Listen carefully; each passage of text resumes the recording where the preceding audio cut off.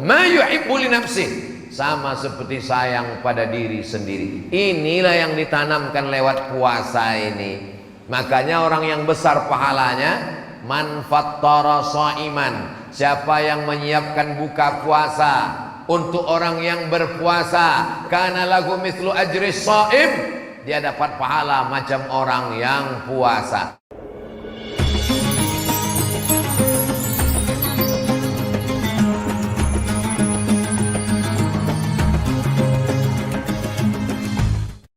Assalamualaikum warahmatullahi wabarakatuh.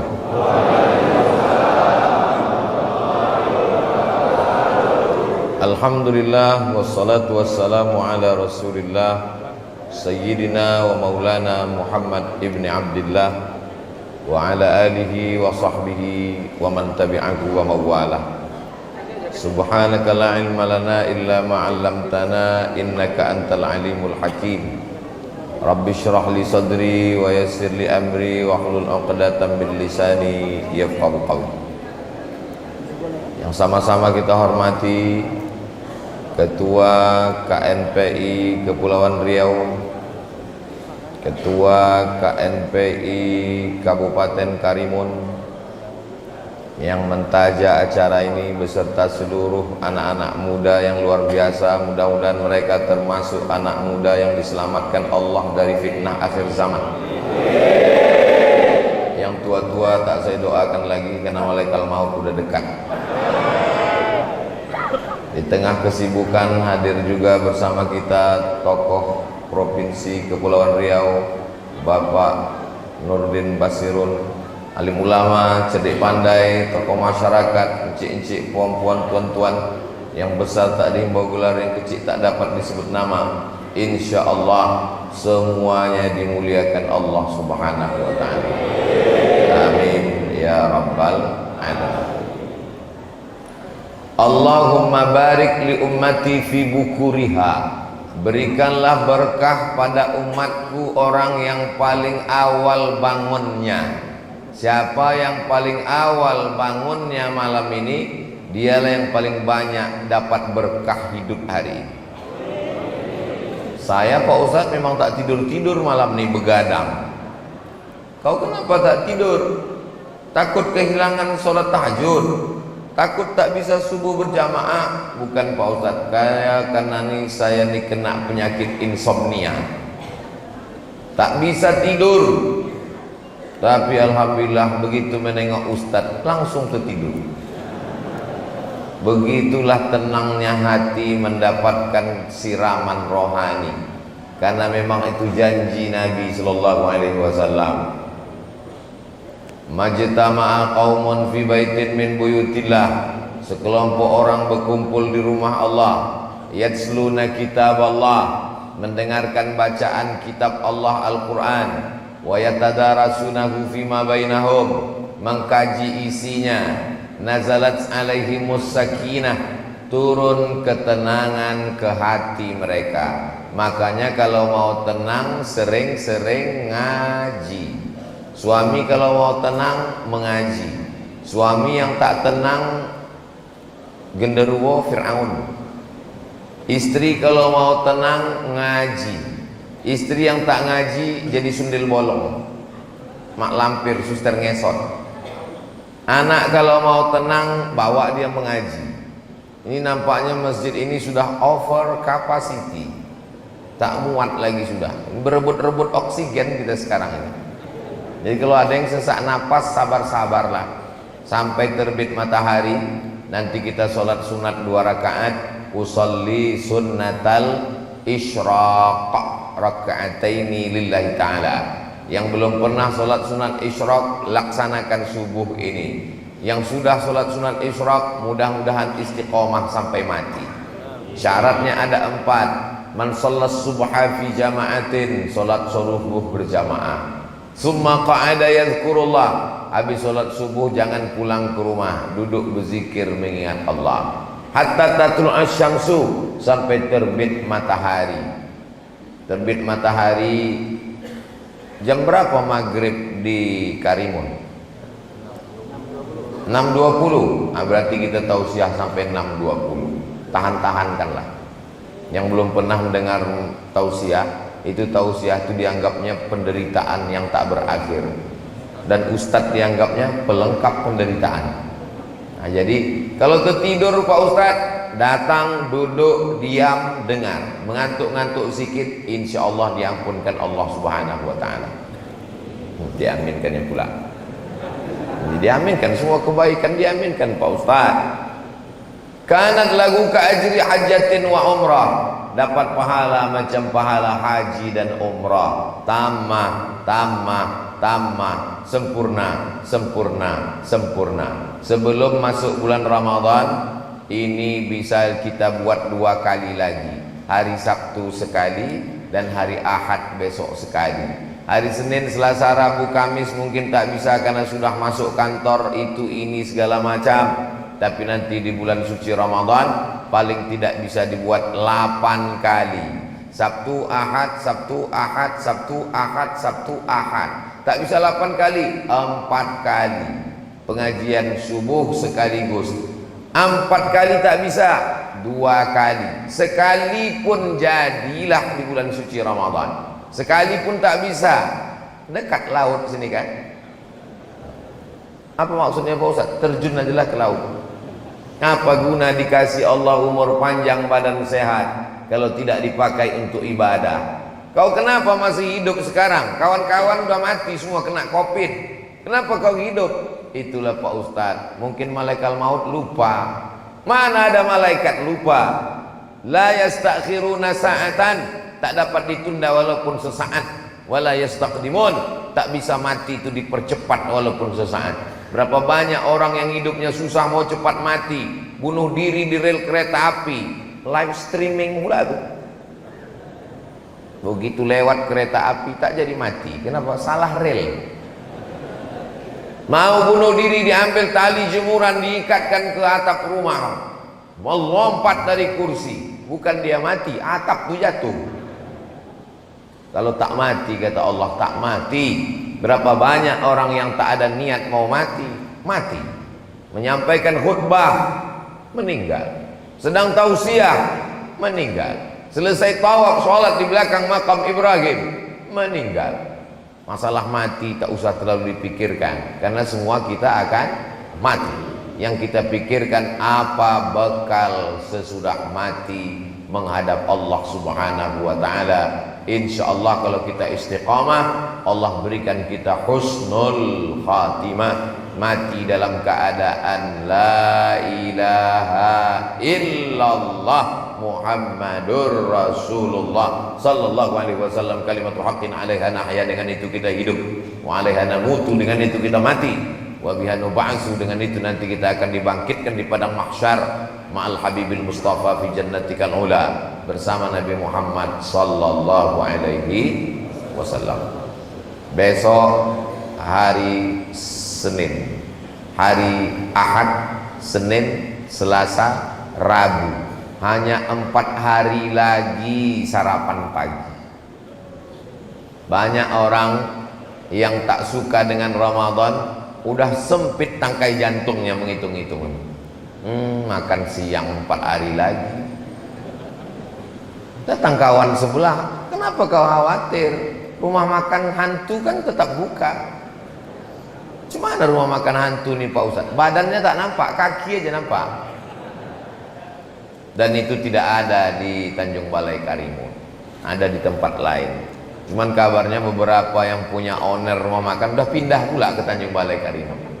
Mudah-mudahan dijaga Allah Tanjung Balai Karimun ini, insyaallah. Bapak Ibu jamaah sekalian yang dimuliakan Allah Subhanahu wa Ta'ala, tidak ada yang bisa menceritakan tentang lapar secara sempurna dan seragam. Kalau kebetulan ada Bapak Ibu guru, boleh dites. Kalau kebetulan ada direktur perusahaan, bisa dicoba nanti siang.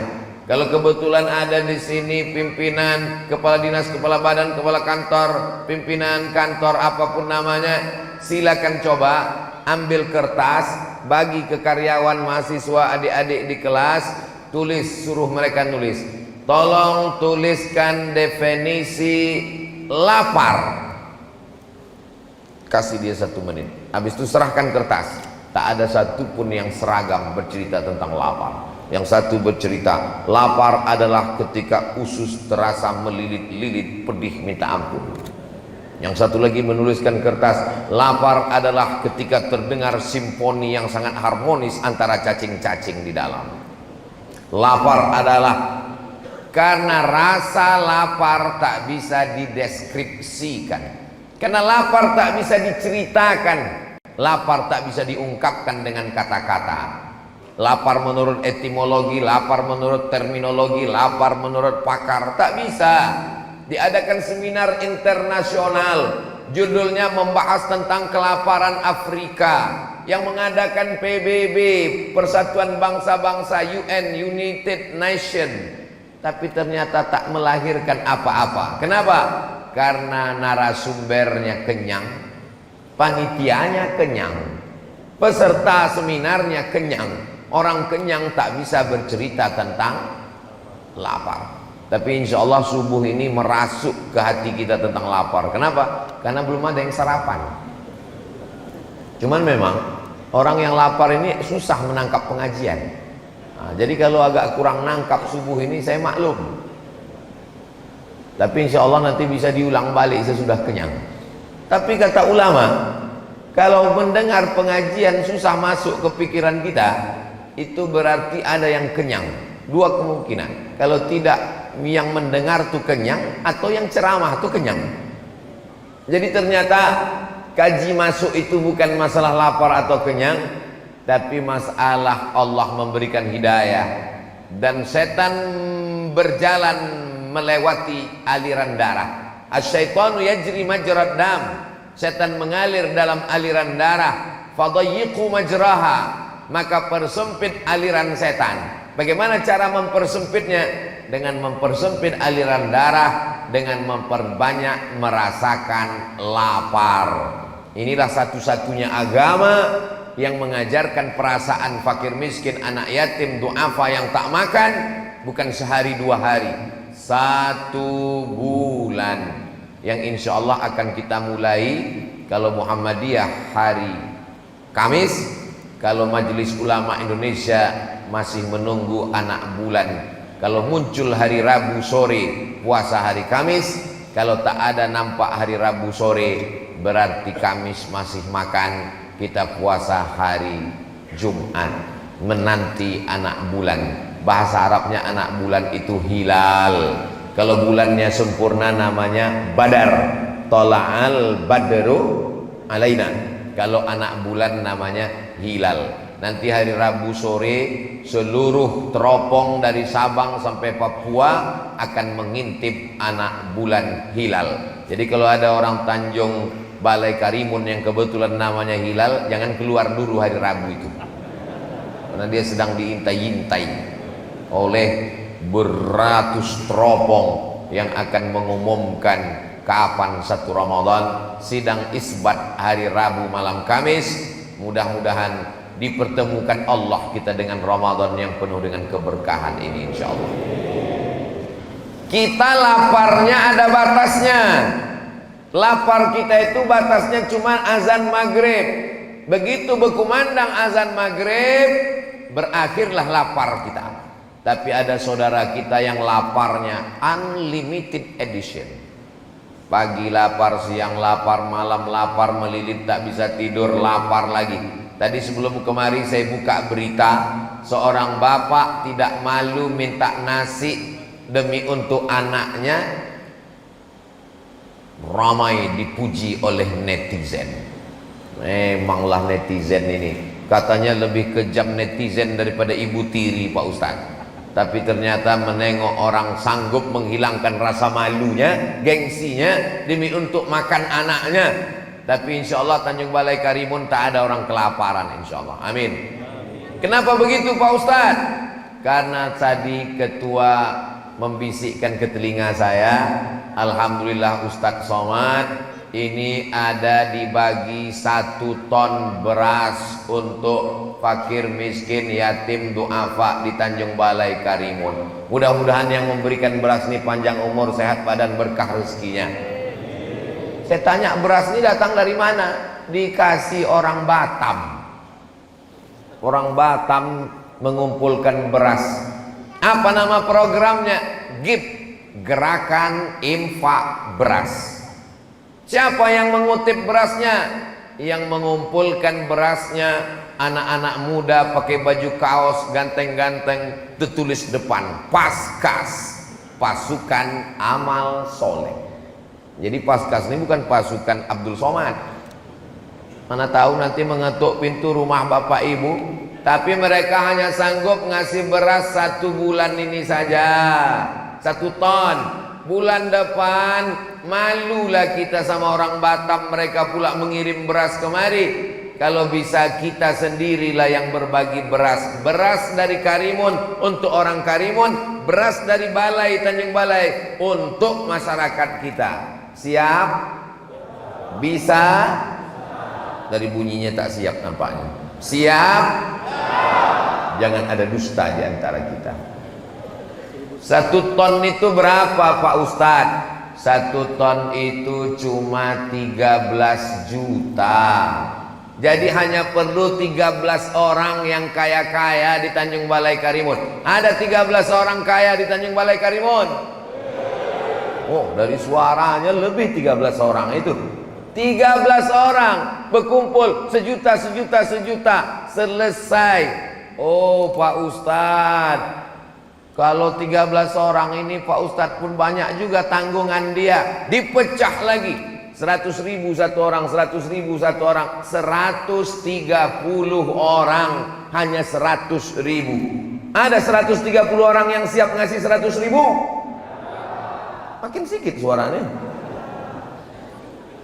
Tak mungkin orang Tanjung Balai Karimun yang kaya-kaya dibukanya matanya terhampar luas laut sejauh mata memandang, ikannya segar-segar, memandang ke belakang gunung tanahnya subur, gemah ripah loh jenawi, tongkat dan batu jadi tanaman, untayan zamrud katulistiwa. Nikmat yang besar nih kita mesti syukuri dengan berbagi. Itu Pak Ustadz 130 orang, kalau 1 orang 100.000. Tapi program infak beras GIP tidak memberatkan orang. Berapa dia minta? Sehari 1.000 rupiah. Kalau sehari 1.000, sebulan berapa? 25.000. Loh, kalau sehari 1.000, sebulan 30.000. 30.000 lah Pak Ustadz. 25.000 karena tanggal merah tidak dihitung guys. Tanggal merah 0, hanya 1.000 sehari. 1 bulan 25.000 yang bisa langsung transfer banking, langsung ke gerakan infak beras. Yang tak sanggup datang Paskas mengetuk pintu rumah. Paskas tak begaji, bajunya Paskas, topinya lelahku lillah. Pakai sepeda motor, minyaknya dia tanggung sendiri. Dia mengambil, mengutip dari rumah ke rumah, 1.000, 2.000, 10.000 terkumpul, dibelikannya beras. Mereka yang mengutip, mereka yang mengumpul, mereka membagikan. Beras orang Tanjung Balai Karimun tidak dibawa ke kota Pekanbaru. Oh, begitu kaedahnya ya. Beras orang Karimun hanya untuk orang Karimun. Itu buktinya kenapa beras Batam bisa dibawa kemari surplus. Batam mengalami kelebihan beras, dikasihnya ke Tanjung Balai Karimun, tapi untuk sebulan ini aja lah. Kata orang Melayu, orang baik kita berpikir, jangan orang baik otak kita tinggalkan di kantong. Kasar cakap Pak Ustadz ini. Cakap saya ini tak kasar, karena cerita masalah otak ini di Kepulauan Riau biasa. Jadi kalau ada orang tak punya otak, datanglah ke Kepulauan Riau, insya Allah balik membawa otak-otak. Saudara yang dimuliakan Allah Subhanahu wa Ta'ala, kalau dibelah kepala manusia, dibelah kepala kelinci, yang putih-putih di dalam kepala kelinci itu ada juga di kepala manusia. Yang putih-putih di kepala manusia ini ada juga di kepala kelinci. Itu menunjukkan anatomi tubuh manusia dengan hewan sama. Lalu yang membedakannya apa? Akal pikiran. Siapa yang wajib sholat? Baligh berakal. Siapa yang wajib puasa? Baligh akal. Jadi nanti kalau nampak kita di siang Ramadan ada tak berpuasa, berarti tak ada yang bilang gitu. Alhamdulillah kita dikasih Allah akal. Makanya dalam Islam ada 5 yang perlu dijaga.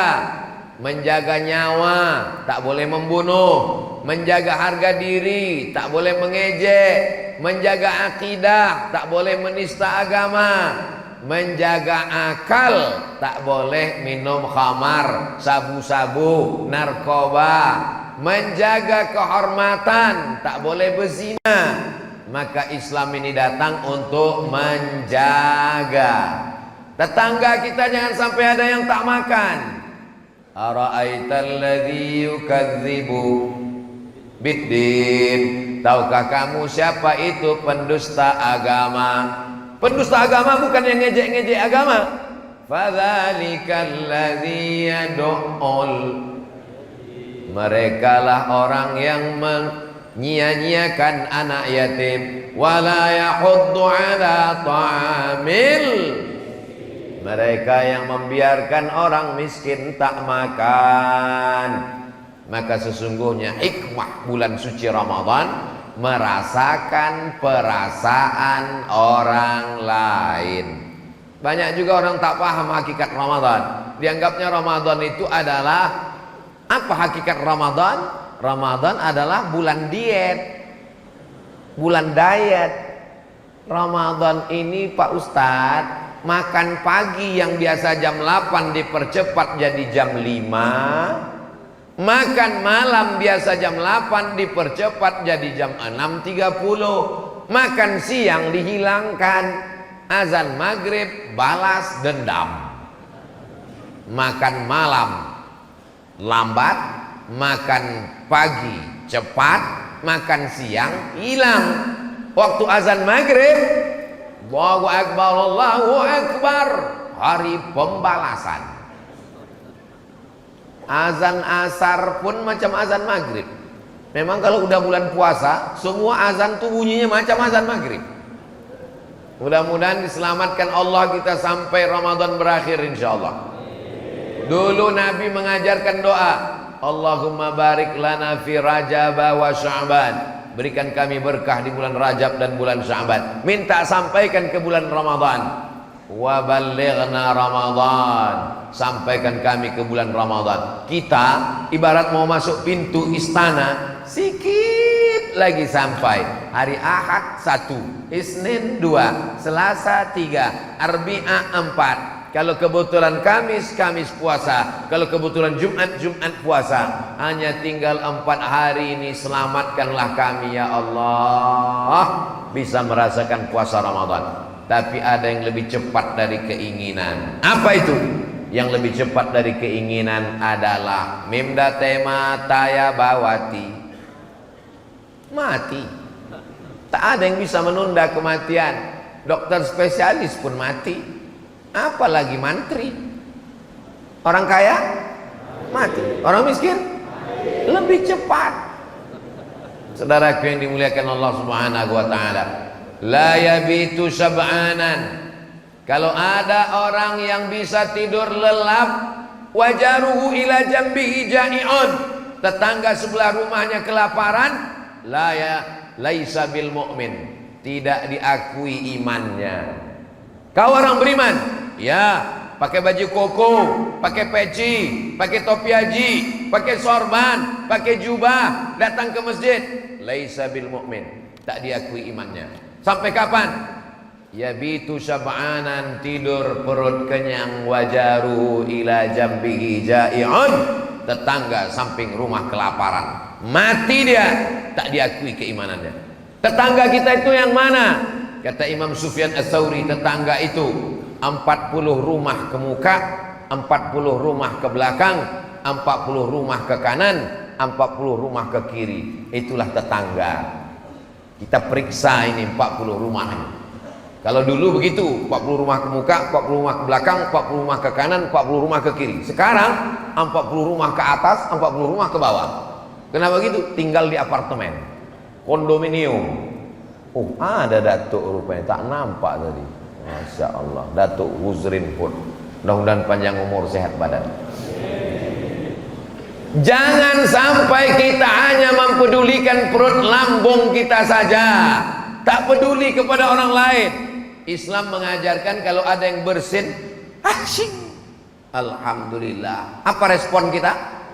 Yarhamukallah. Dibalasnya balik, yahdikumullah wa yuslihu balakum. Kalau hafal, kalau tak ingat, gerak-gerakkan aja mulut sebagai bentuk respon kita. Islam itu responding, peduli pada orang. Zaman sekarang tak ada peduli. Mau bersin kau bersin lah, mau mati matilah, mau jungkir balik lah, mau lapar lah, bukan urusan gue. Siapa lu, siapa gue, kata orang Jakarta. Duduk di airport yang sama, menunggu pesawat yang sama, sama-sama delay, satu kursi, senasib sepenanggungan. Semuanya sibuk dengan dunianya masing-masing.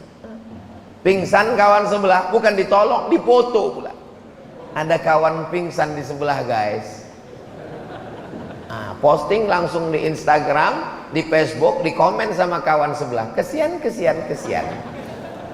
Gimana hidup ini? Makanya kita disuruh ke masjid. Ke masjid itu apa? Banyak orang sekarang ke masjid pakai kacamata kuda. Tengok ke depan, arah kiblat, Allahu Akbar, rukuk, sujud, i'tidal, salam, kanan, kiri, pulang. Tak mau tahu sama jamaah. Bukan begitu sholat berjamaah ke masjid.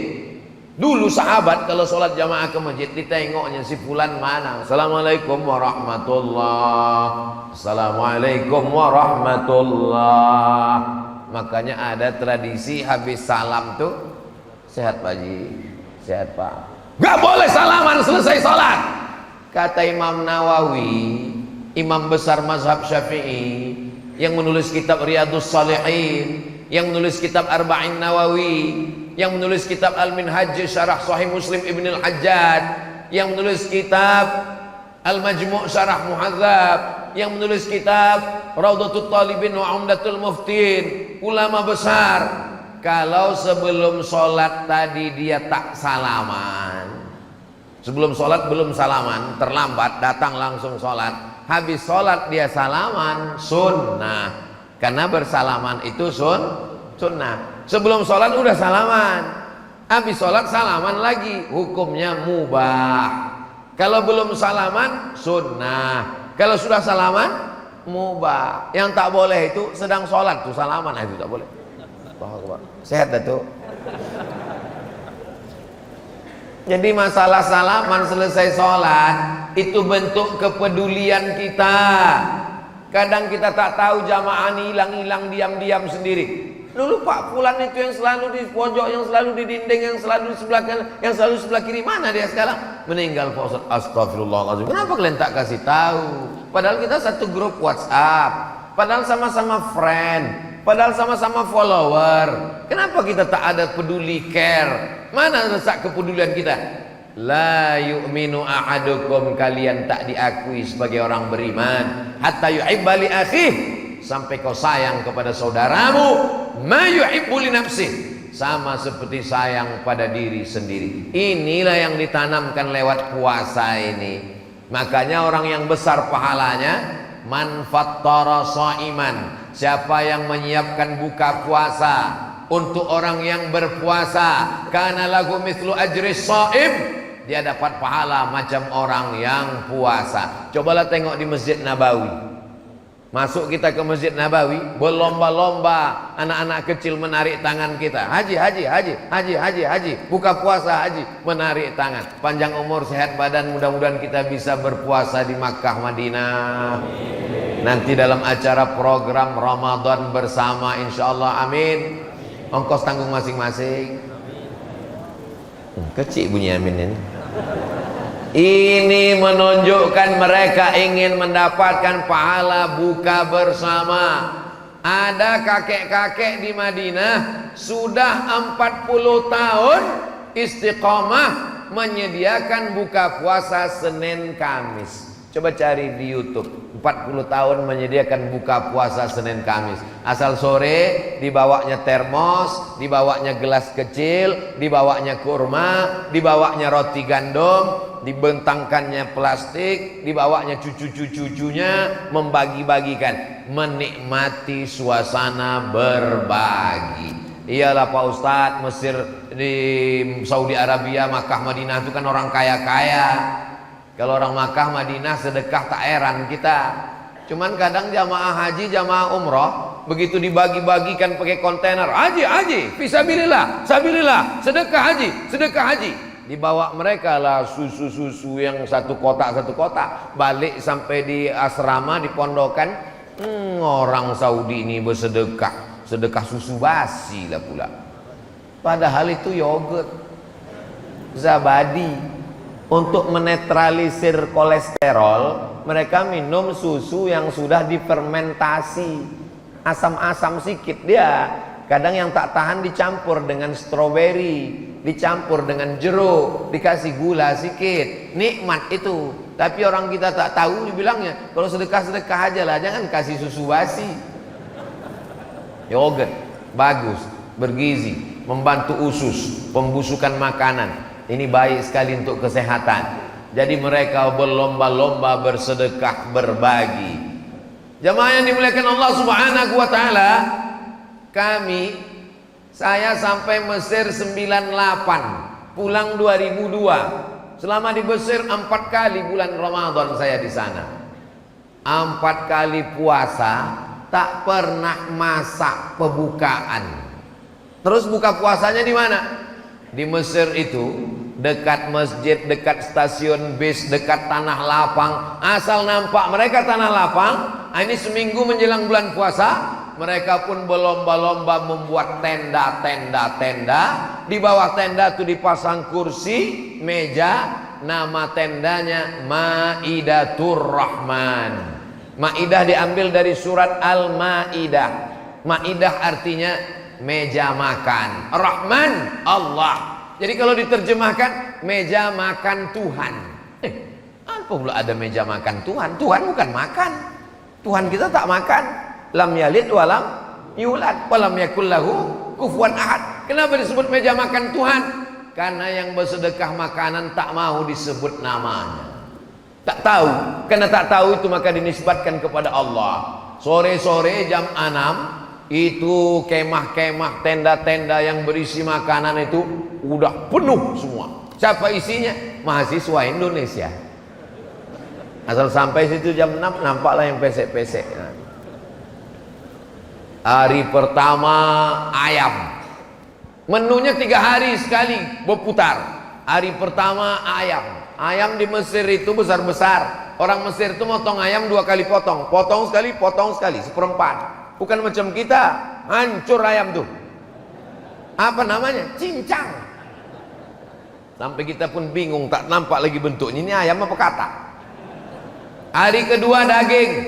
Daging besar-besar, potong 4 macam sabun telepon.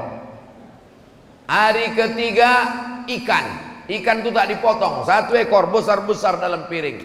Azan maghrib, makan korma, minum teguk air. Allahumma laka sumtu wa bika amantu ala rizqi aftartu bi rahmatika ya arhamar rahimin. Zahaba dhama'u wa batallatil uruq wa thabatal ajru insyaallah. Habis salat maghrib berjamaah, habis itu makan ramai-ramai. Cuman masakan Mesir ini kadang kurang cocok ke lidah karena dia pakai pil-pil aswad, jintan hitam, pakai bawang bombay, dan yang paling tak bisa sama orang Indonesia, tak ada cabai, tak pedas. Kita nih kalau tak pedas tak masuk ke dalam.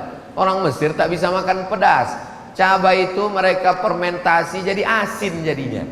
Nah itu, jadi banyaklah mahasiswa ini kalau udah jam 6 sore menggiling cabai dalam plastik supaya nanti berselera makan buka puasa.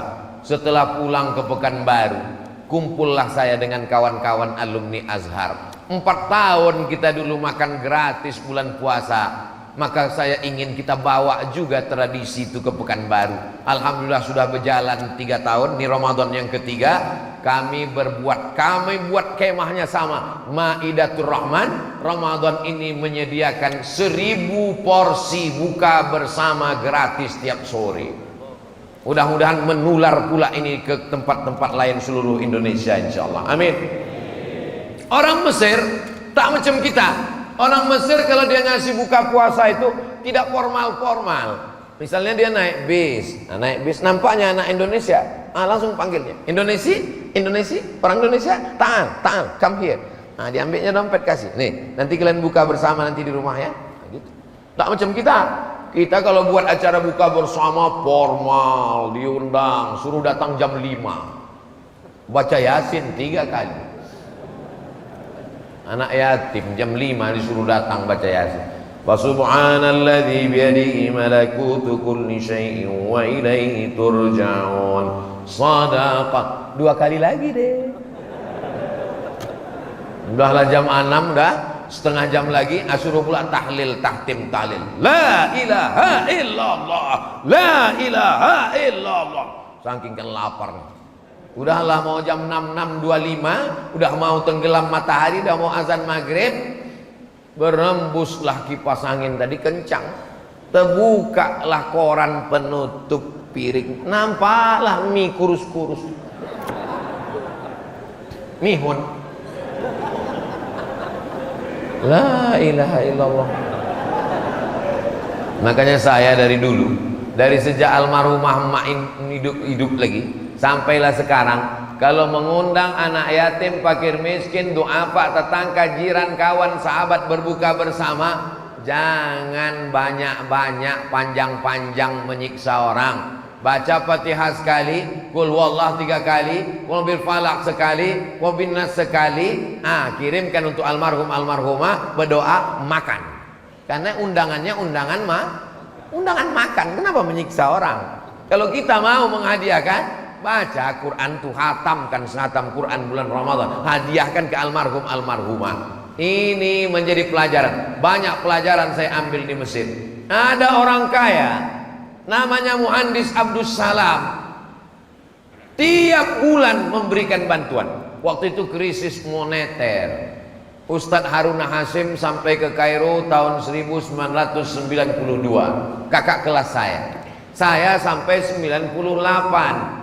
Malang tak dapat ditolak, untung tak dapat diraih. Datanglah krisis moneter 97-98. Indonesia sudah menyiapkan pesawat Hercules untuk menjemput mahasiswa Indonesia yang ada di Kairo. Kenapa dijemput pakai Hercules? Karena Hercules tak ada kursinya di dalam. Pesawat Hercules itu tak ada kursi. Itu untuk terjun payung sama perang. Itulah menjemput mahasiswa Indonesia supaya bisa duduk ramai-ramai di dalam lesehan. Apa kata orang Mesir? Selama kami hidup tidak boleh ada anak Indonesia satupun yang pulang. Waktu itu yang jadi duta besar Indonesia di Kairo adalah Bapak Dr. Hasan Wirayuda.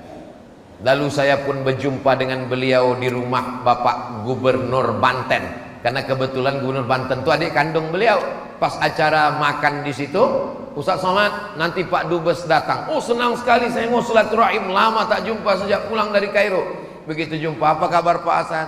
Alhamdulillah sehat Ustaz Somad. Bapak kan pernah jadi dubes di PBB New York, betul. Bapak pernah jadi dubes di Amerika, di Eropa, betul. Bapak keliling dunia, iya. Mana negeri yang paling Bapak berkesan? Yang saya paling berkesan Mesir, Ustaz Somad. Kenapa Mesir? Mesir bukan negara maju, Mesir bukan negara kaya. Mesir dengan kesederhanaannya. Apa yang membuat Bapak berkesan? Waktu krisis anak Indonesia mau dipulangkan, saya keliling meminta bantuan orang Mesir. Tiba-tiba datang seorang anak muda, Ustaz Somad. Anak muda ngasih uang. Jangan ada anak Indonesia yang pulang Pak Dubes. Ini bantuan dari saya. Lalu saya panggil Intel, tolong cek. Ikuti anak muda nih, mana dia, siapa dia? Diikuti anak muda, ternyata pedagang buah pinggir jalan, Ustaz Somad. Datang orang Mesir ke kedutaan Republik Indonesia di Aisyah Al-Temuria, Kairo. Apa kata dia?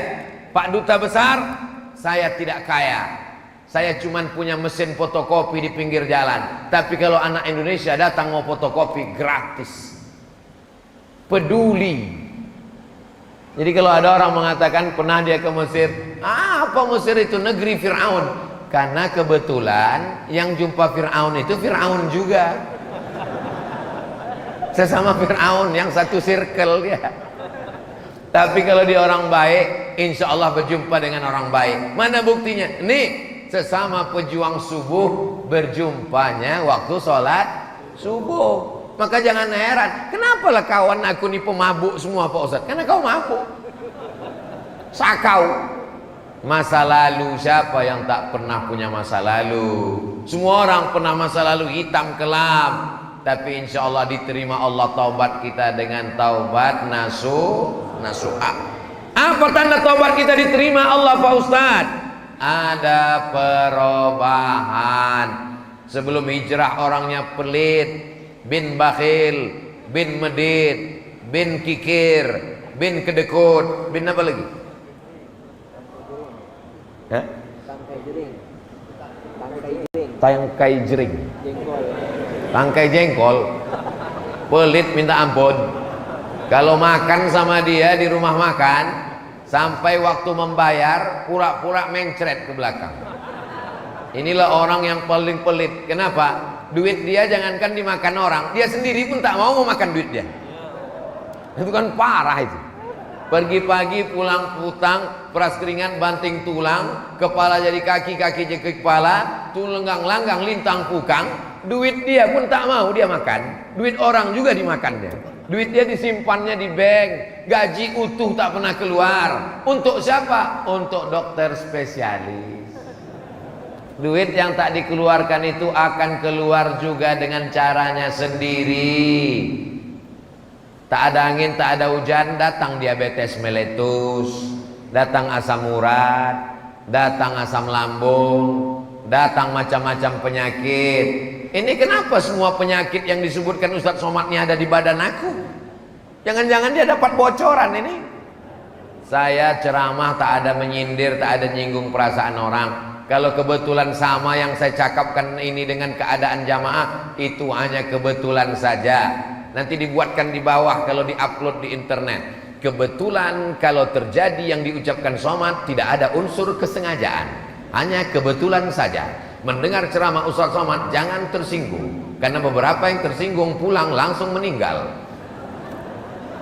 Saudaraku yang dimuliakan Allah Subhanahu wa taala, orang yang pelit, tak ingat mati, tangkai jering, maka sesungguhnya kalau dia mati, harta yang ditumpuk itu tinggal. Memang ada sifat manusia macam ini. Jama'a malau wa'ad dadah. Kerjanya jamaah mengumpul, wa'ad dadah menghitung. Sampai jam 2 malam pikirnya menghitung, mengumpul, menghitung, mengumpul, menghitung, mengumpul, menghitung, mengumpul, mati tak membawa apa-apa. Tapi jangan gara-gara cerita mati ini orang Tanjung Balai Karimun tak ada satupun yang nanti pergi ke laut mencari ikan, tak ada yang buka toko, tak ada yang ngurus kebun. Pas ditanya, kau tak kerja cari duit? Kita akan mati. Makin ingat mati itulah makin semangat cari duit supaya bisa bangun masjid mengalir pahalanya sampai hari kiamat. Amin. Masjid ini unik dan cantik. Berkali-kali saya datang kemari tak pernah bosan menengok masjid ini, dari mulai luar sampai dalam. Saya yakin semua orang kalau sampai ke masjid ini dibawa jalan-jalan wisata religi ke Tanjung Balai Karimun, singgahkan dia kemari, menengok masjid ini macam menengok kucing Anggora. Tegak di bawah, di atas bukit nampak lautan terampar cantik indah foto. Masuk ke dalam, Masya Allah cantik luar biasa, lampunya pun tak ada di tempat lain ini, luar biasa walaupun mati. Ya tak boleh pakai listrik, mubazir banyak-banyak. Masjid ini cantik, small tapi manis luar biasa, penuh sampai ke bawah, lantai 2. Tradisi orang Melayu, rumah bertangga berlantai 2. Ini menggabungkan kombinasi arsitektur yang cantik. Islam ini innallaha jamilun, Allah maha indah, yuhibbul jamal, dia suka keindahan. Jadi kalau ada orang bajunya bagus, sendalnya bagus, kendaraannya bagus, rumahnya bagus, boleh apa tak boleh? Boleh. Tapi jangan sampai gara-gara ingin bagus lalu tak berzakat, lalu tak mengeluarkan infak, lalu tidak memberikan sedekah. Maka alhamdulillah anak-anak muda bulan puasa ada program namanya Sahur on the Road. Wah, sahur on the road. Banyak tunawisma orang miskin tak bisa puasa. Maka anak-anak muda membuat sahur on the road. Bagi makanan, nasi kotak, nasi bungkus. Sahur pak, sahur, sahur. Di terminal, di bis, musafir yang putus belanja. Sahur, sahur, sahur. Besok siang, rupanya dia tak puasa. Terus ditanya, kau kenapa tak puasa? Innamal a'malu binniyat. Yang penting niatnya udah sampai. Mana bisa begitu? Ini puasa, ini ibadah yang tidak bisa ditebus dengan apapun. Anak-anak muda jangan sampai tinggalkan puasa. Sedangkan ibu hamil mengandung menyusukan anak pun wajib mengqadha puasanya. Faman kana minkum maridan, siapa yang sakit, au ala safarin, musafir, fa iddatum min ayyamin ukhar, ganti di hari yang lain.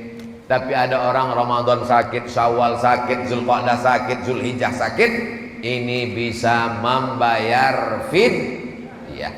Bayar fidyah itu berapa Pak Ustadz? Makan pagi, makan siang, makan malam. Dulu Kementerian Agama menetapkan 50.000 sehari. Jadi kalau 1 bulan 1,5 juta, bagikan kepada miskin.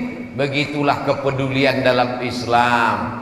Kalau kolak, nasi uduk, ayam panggang lewat di leher kita jam 6.30, maka lewat di leher fakir miskin juga jam 6.30. Jangan dia lewat di leher kita 6.30, lewat di leher fakir miskin jam 11.30. Pulang tarawih, banyak makanan berlebih, tolong antar ke belakang, anak yatim belum makan.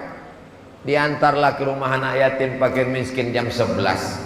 Dimakannya jam 11.30. Udah masam mak basi, makan aja lah nak, sedekah orang. Dimakannya jam 12, jam 1 meninggal. Bukan dapat pahala, neraka jahanam untuk engkau. Makanya kalau bersedekah itu sore. Saya tinggal di asrama waktu di Maroko. Pulang kuliah, saya tengok di depan masjid 2 drum warna biru, besar-besar setinggi tegak drum, pukul penuh. Apa isinya ini? Ini namanya bubur harira. Jadi kalau di Mesir ada tradisi Maidatur Rahman, kalau di Maroko ada tradisi berbagi bubur harira. Orang kaya di Rabat Maroko mengirim 2 tong besar untuk kami buka puasa. Habis itu saya pindah ke Malaysia. Di Malaysia ada pula bubur lambu. Di Medan Masjid Raya ada pula bubur apa namanya itu? Bubur pedas namanya. Bubur macam ada kacangnya ada. Ada pula di 10 Muharram bubur Asyura. Kenapa bubur? Kalau saya memang untuk buka puasa tuh suka bubur. Kenapa? Tak panjang proses mengunyahnya. Kanan kiri gol langsung. Usus kita tak berat. Yang manis-manis. Makanya dianjurkan jangan es. Memang maunya tenggorokan ini es, tapi kalau sudah masuk dia radang tenggorokan, batuk, berdahak, nanti terganggu ibadah kita.